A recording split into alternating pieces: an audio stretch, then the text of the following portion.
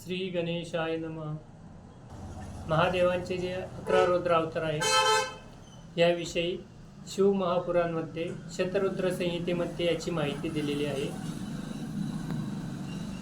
हे जे रुद्र अवतार आहे याची जी उत्पत्ती आहे ही या युनिवर्समध्ये जे निगेटिव्ह एनर्जी आहे, जे एव्हिल इफेक्ट्स आहेत ते कमी करण्यासाठी यांची उत्पत्ती झालेली आहे.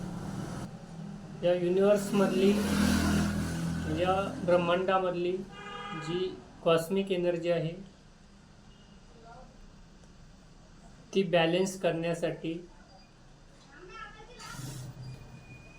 आणि positive energy, positive vibration create करण्यासाठी या 11 रुद्रावताराची निर्मिती झालेली आहे. रुद्राचे नामस्मरण केल्याने आपणास fear, negative energy, unnatural events या सर्वांपासून प्रोटेक्शन मिळते, संरक्षण मिळते. तसेच करेज, स्ट्रेंथ, आत्मविश्वास वाढविण्यासाठी आपणास मदत होते. याचबरोबर स्पिरिच्युअली राईज होण्यासाठी आध्यात्मिक दृष्टीने नामस्मरणाचं फारच महत्त्व आहे. महादेवांची जी 11 रुद्र अवतार आहेत ती कपाली, पिंगल, भीम,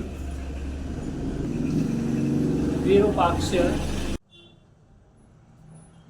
विलोहित, शास्त्र, अजापात, अहिर्बुद्ध्यान, शंभू, चंड आणि भव असे 11 रुद्र अवतार. हनुमान ज्यास 11वा रुद्र अवतार किंवा रुद्र अंश अवतार असं मानण्यात येते.